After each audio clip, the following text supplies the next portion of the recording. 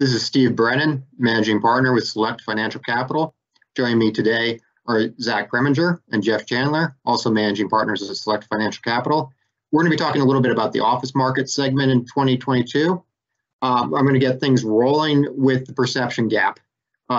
Recent survey from Deloitte shows that among professional real estate investors, office is ranked as the #1 and #3 best opportunities. Downtown office at #1, suburban office at #3. And then obviously when we talk to folks outside the space, the opinion's very different. There's a lot of negativity, a view that office is dead. So I just kind of want to get this rolling in terms of why professionals don't think office is dead, and also address some of the reasons why people do. And then obviously COVID, people doing remote work, there's this perception people have left the office and they're never coming back. And obviously a lot of professionals, including us, have very different outlook on that. Maybe just to kick things off, some of you guys' top line thoughts in regards to why office isn't dead. Yeah, I mean, I might start by saying, considering we have office investments that we've seen, true value add investments that we've seen grow through the pandemic, we're actually seeing big increases in price per square foot of leases. We're not seeing contraction per se of leasing activity. We're seeing increased activity.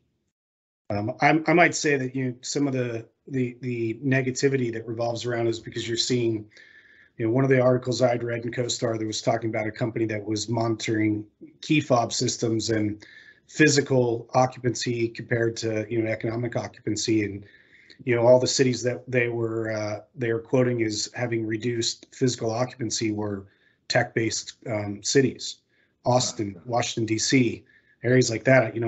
I'd venture to say if you went to places like Miami, Manhattan, and other bigger areas and suburban areas of those same cities, it's a different discussion. San Francisco, you left out. That was like one of the biggest things and everyone's like, oh my God, office is dying. Look, it's millions of square feet. Seattle, right? They're not reporting on the other side the increases in space. So in downtown Brickell Avenue in Miami, Microsoft, quietly came in and took 100,000 square feet of new space. And they're paying an outrageous amount of money for that space in Miami. Why would they do that if their office is dead? It looks like it's more of like a transition.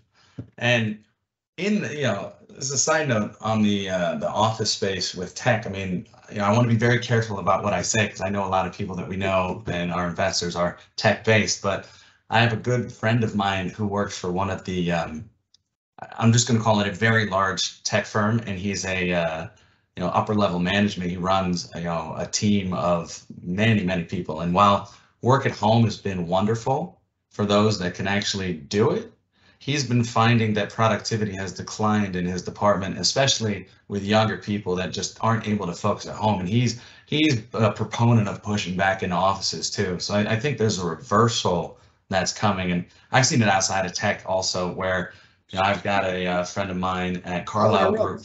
I'll interrupt. Anecdotally, I'm one of those people. I moved from my home office to an office because I couldn't do it. I want to call you out, but I was thinking that I was going to use you as an example. But I went Carlisle because the guy's a executive VP there, and they're pushing people to get back into the office, and they have strict COVID protocols and had them the whole time, and it didn't matter. They needed people back in the office because it was declining, So I don't think office is dying. I think you're seeing an office renaissance.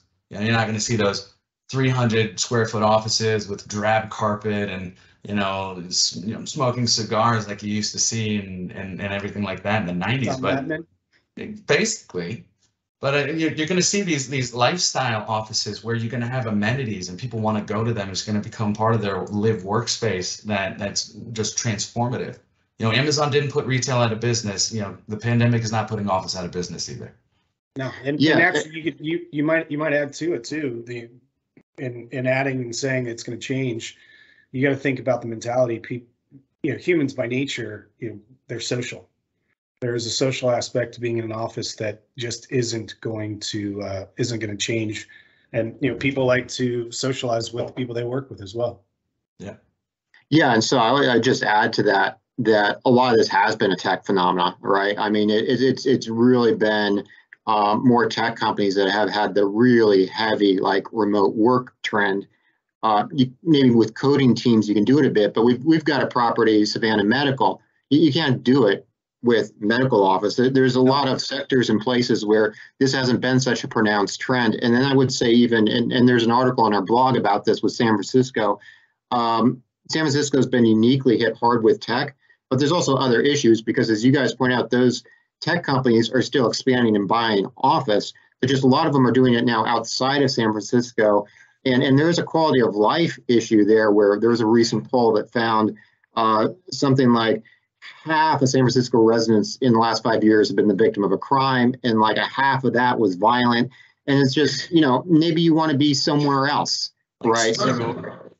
Right. So there's a big difference here in metros. There's a big difference here between sectors. And then even when you look at tech, there's been surveys where the model is changing, but what it's changing is to maybe a little bit more a hybrid, maybe a few more days outside the office, but still in the office. But there's very few companies that seem, even in the tech sector, to want to be going to a remote only model. So I think that's just been very, very exaggerated.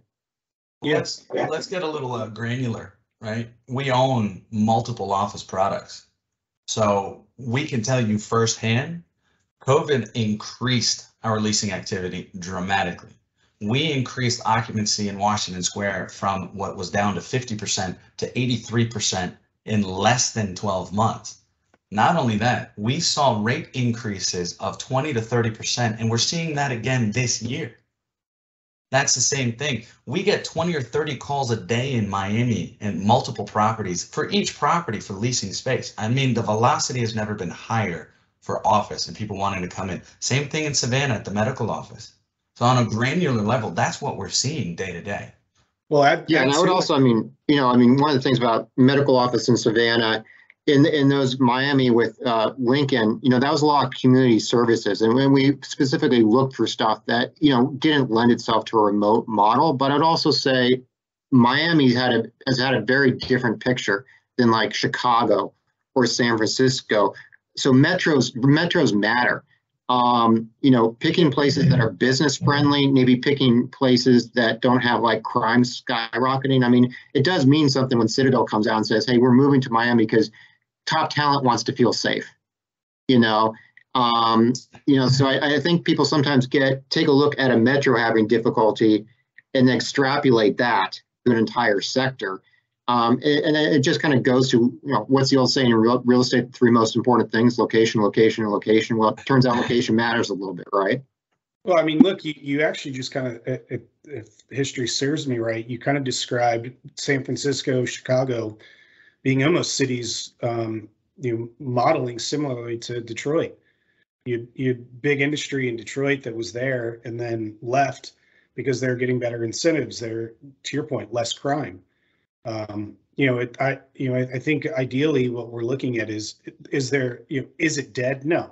Is there a change? 100%. And you got to think as well, even in some of these southeastern markets that we're in, you're seeing buildings that were once office buildings being bought as investments and being converted into high-rise hospitality or high-rise multifamily. So you're seeing 100,000, 150,000 square foot office spaces that are 80% occupied or 70% occupied with tenants that have nowhere to go, and they need that space. Yeah. And which actually was one of the things I was going to say before. It's you look at it in through the pandemic. One thing that we found in running office is there are a lot of new startups. Those new startups had time to get up and get moving, and now they had to hire people. They can't bring people to their house to work out of their house just because their family doesn't want them there. Yeah, well, they kind of frown on that these days. It's probably an HR problem. So yeah. Yeah, and something else I wanted to go bouncy off you guys, going back to like metros and stuff. Like certainly there's some metros have been struggling, some metros like Miami that have been booming. The data is also showing suburbs recently doing better than downtown. And just, wanted to kind of get your thoughts on that, on suburbs versus off downtown. But we do seem to be maybe seeing a little bit of a shift to some folks, maybe starting families, maybe millennials getting older, maybe tech companies wanting something other than a downtown setting. But what are you guys seeing or thinking in terms of suburbs versus downtown? Jeff knows why I'm smiling, because he knows exactly what I'm going to say. Go for it. He said it earlier, and I used Carlisle Group, and now I'm going to use Jeff as the example. He moved out of his house into an office because work from home wasn't working exactly the way he wanted it to. However, you got to remember there was a construction component to it as well, but that actually compounded the others. That's true. So at the end of it, what he's been finding is that the 30-minute drives home, sometimes longer depending on traffic, they're miserable. So people don't want to spend 30 minutes or an hour in a car anymore. We're part of the gig culture, right? We want everything now. We don't want to wait. So why would I want to go downtown and live 45 minutes outside, and with traffic it takes me 2 hours, when I could go 15 minutes down the road and get a great office space and then be home in 15 or 20 minutes. So right. Suburban is exactly where I think that the whole goal is moving. I think downtown will always have its allure, but I think the majority of it is going to be convenience, especially when you can get the right amenities and the right quality. Look, doesn't that also? I just one point on that I'd add to it is I made the comment about the social side of work as well, but you got to think about the psychological side of it too. Having a rough day at work, getting up and walking from your living room to your office and your office back to your living room allows you zero time for that psychological decompression that you get from a 10-15 minute drive where you can just let it all out. So you got to consider all factors. It's not just market, it's not just crime, it's not just efficiency. There is a level that people can't just work from home. It doesn't. It's all these components. Yeah, quality of life. That's right. Yeah, and just kind of building on that, we are kind of seeing a little bit of a trend towards that kind of mixed use, or that kind of environment where you can go to a nice restaurant, or you can do some shopping and you can live, and kind of bring in some of the maybe some of the positives of that downtown experience without the negative into the suburbs. But I think we're seeing that in some of the new developments and in some of the areas that are growing. Yeah, I mean, you can get suburbs as well. Allows you greater living space, cheaper price, and you don't have to drive very far. So I think it's a positive. Yeah, and the other thing I think one of the reasons why we're taking a good look at office is the cap rates are lower. There's been less price appreciation. There is this negativity that can potentially allow you to find some bargains, but there's also some complexity. Some metros are doing well, some metros aren't doing so well. The suburbs might be surging in some areas, but all those kind of, in my mind, create mispricing opportunities. If you get all these different currents going on and you're willing to actually dig in and look through everything, you got a better chance of finding some gems. And we do a very good job of that, if I do say so, for all three of us. But you started touching upon, general real estate and feelings. And I don't know if we want to dive into all that or if we have enough time today. But I'd love to talk about that if we could do this again. Yeah, no, absolutely. We're going to soon do another roundtable just on pretty much the entire sector, not just office. We had definitely some interest in terms of what's going on in the office sector. Do you guys think it's dying? So we want to do this segment, but stay tuned. We'll soon be doing a discussion on the broader sector in 2022. As a little bit of just a lead to that, recession fears. It's on a lot of people's mind. It's another reason why people are kind of pulling back. But we were just talking about this, like the great Warren Buffett quote of, be fearful when others are greedy, be greedy when others are fearful. We are seeing some opportunity, and we'll talk about the broader market, but specific to office, we are seeing some interesting opportunities in office as there's some fear out there. And in terms of properties also that we think actually, like medical office or other things that we, with the tenant base, that we think could do well through a downturn. But maybe you guys could talk to some of the new opportunities we're seeing pop up as people get a little bit more worried and prices start reflecting that. So I was waiting for you to go, so it wasn't really me. I mean, I can go. I'm happy to. we are, here's, I had this discussion the other day with, with a couple people, and one of the things we are seeing is you're seeing the cap rate compression, that's kind of relieving. However, the problem is what we are actually really finding is, people are, they're essentially kind of hiding within their expenses things that are automatically going to go up. Real estate taxes, insurance, things that you've got to account for that we put a lot of weight and consideration into. Things you just can't really control. So there are opportunities that we see, but when you see deals where the cap rates are looking like they're getting better, but their expenses are getting worse, or actually technically getting better, we start shying away from those because we want to make sure that the deals we're looking at are essentially to what the company's name and very select, and we can understand what we're getting into. So I was waiting for you because I've been doing a lot of talking. So, but that being said, in terms of recession, the biggest fear is people losing their jobs and companies closing down, and then you don't need the space. So that ends up coming back to what we said before. Companies don't necessarily close down. They don't go out of business. They might go through rough patches, but that's more about management and management of a person's business and their expectations, finding good tenants and good businesses, finding good locations. So when you mitigate those factors, and that's kind of one of the big tenets of what we do, you can't ever control the market, but you can control everything but the market. And as long as you get everything else right, the market should really not have an impact on what you're doing. And that's what we're seeing in our buildings. We found the right tenants in the right locations and the right buildings. And when we have people that have issues, we have ways that we can get creative and work with them, keep them in business, keep them in their space, and get them through these rough patches. But that's what we do, is we take the market out of it. So recession is not really a worry, at least not from where I'm sitting. Yeah, right. I mean, I might say it has some concern, but you always got to consider who your tenants are and what you're doing. But we do play that in. I was, honestly, when you asked the question, I was thinking more on the acquisition side. Zach hit the nail on the head. After acquisition, acquiring, and managing, 100%.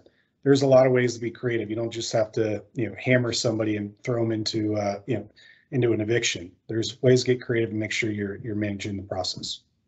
Yeah, and a lot of it just comes down to the individual property, right? I mean, we're not an index fund.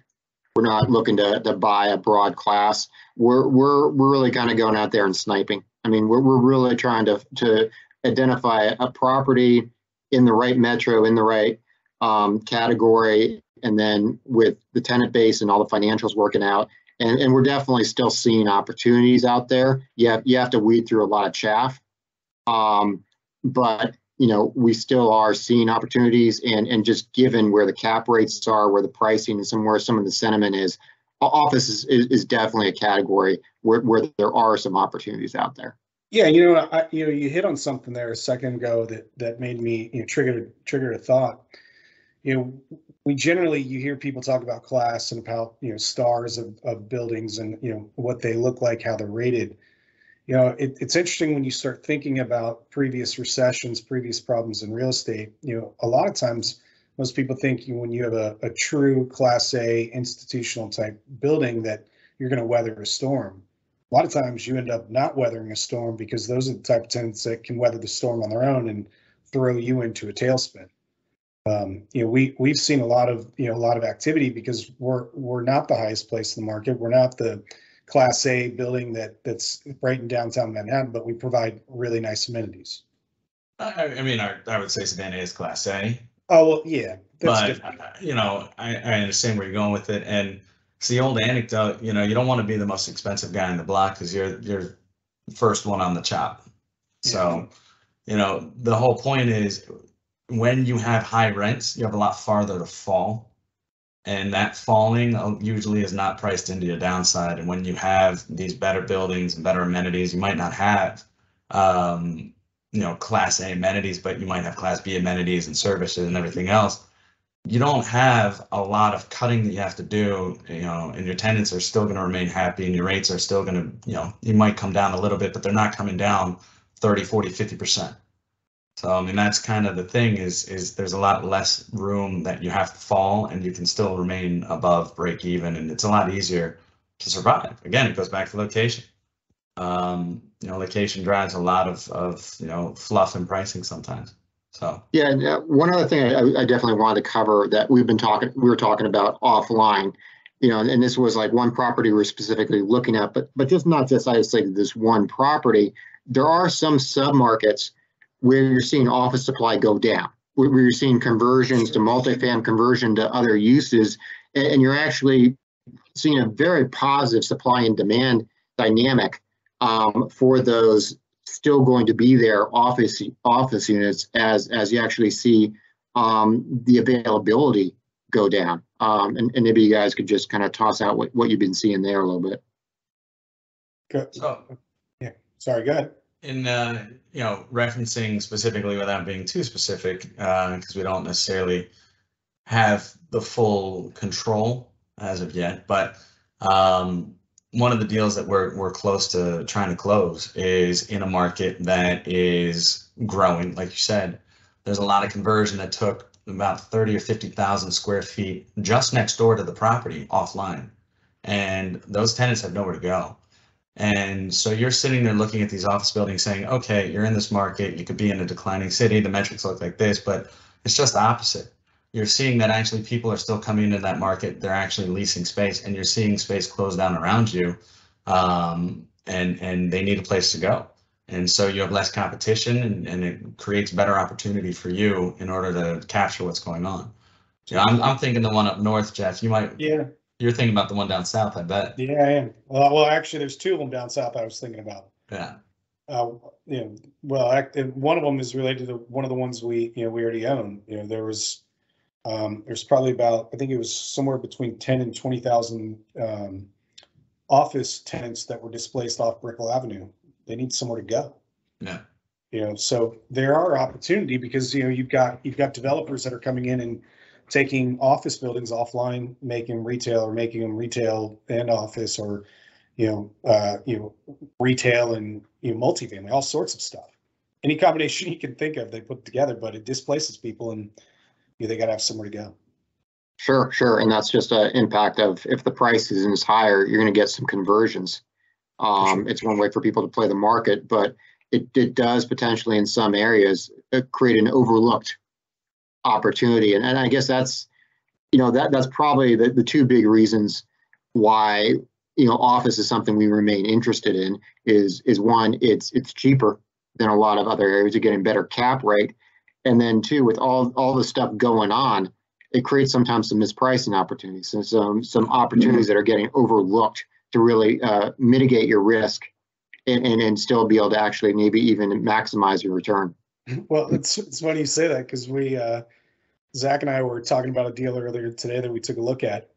Small multifamily deal, 20, 30 units. Their advertised cap rate was 2.36%.